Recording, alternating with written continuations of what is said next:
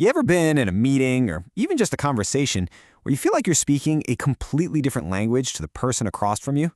You're using the same words, but nothing is getting through.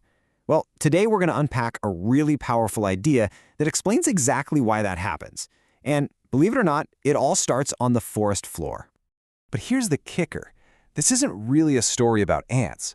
The whole reason this framework even exists is because the researchers started by looking at human behavior at our institutions. The ants, well, they just turned out to be the perfect stripped-down example of a pattern that's playing out all around us, from our offices to our communities. So, let's go to the Swiss Jura Mountains, because it's here that one single species of wood ant has done something incredible.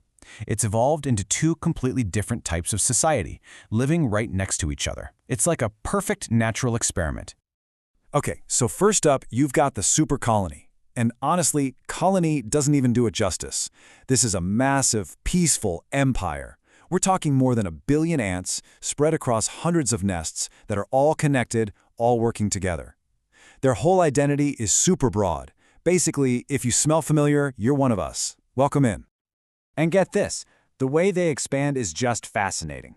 A new queen doesn't have to fly off and start from scratch. Nope, she just gets adopted into one of the existing nests. The whole system grows by being inclusive, by absorbing new members, not by fighting. It's designed for cooperation. But then, sometimes just a few meters away, you find the complete opposite. These are the territorial colonies. Think of them as tiny, isolated city-states that are incredibly aggressive. For them, the logic is brutally simple.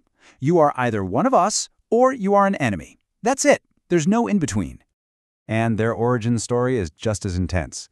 A new queen from one of these colonies is basically a parasite. She finds a nest of a different, weaker species, sneaks in, kills their queen, and then tricks the workers into raising her own babies. Their entire society is literally founded on invasion and murder.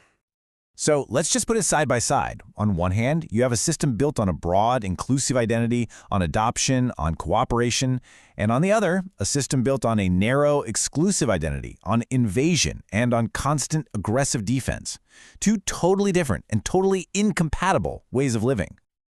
All right, now let's bring it all back home. Because these patterns, these two ways of being, they don't just stay in the forest. This is where we make the jump from the forest floor straight to the office floor. So the big question is, does this model of two ant societies actually explain some of the really confusing, frustrating, and sometimes toxic stuff we see in our own organizations? And the argument is, yeah, absolutely it does. So here's the parallel. The super colony, that's what we can call a cooperative network. Think of open source projects or scientific communities, where new ideas and new people are welcome. And the territorial colony, that's the clique. You know, those insular departments or little bureaucratic kingdoms that see any outsider as a threat.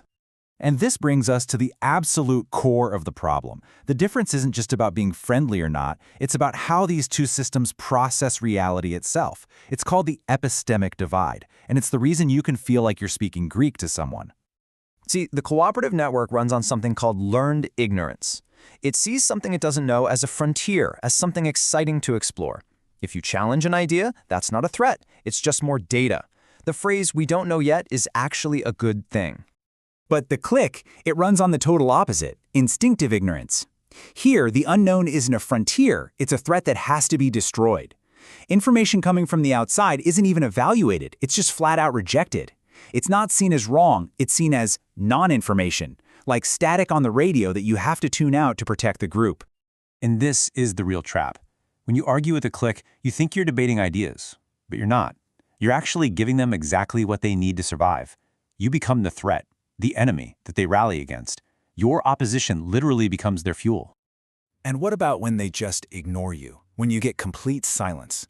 That's not them being passive. It's a strategic move. It's a weapon. That silence is a way of saying, you and your ideas are so irrelevant to us, you don't even qualify as something worth responding to. It is a wall made of silence. So if arguing with them just makes them stronger and just walking away feels wrong, what on earth are you supposed to do? Well, there is a strategic playbook, a third way that isn't about fighting or running away. This is the bind you find yourself in, right? It's an ethical trap. If you fight the clique, you feed it. But if you do nothing, you're just letting the toxic, parasitic behavior continue, which hurts everyone else. It feels like you just can't win. But there is a way through. It's a 5-step process. First, diagnose what you're dealing with. See the clique for what it is, but don't waste your breath trying to convince them. Second, starve them of the one resource they need from you: your energy, your attention, your opposition. Third, and this is the big one, build parallel structures. Go create your own super colony. Fourth, protect people. Create pathways for those who are stuck inside the clique to get out and join your healthier network. And finally, name the pattern, but only for your allies. You're not trying to attack the clique, you're trying to vaccinate the wider community against it by helping them see it too. So what happens when you start applying this logic from the world of ants to our own? What's the big takeaway?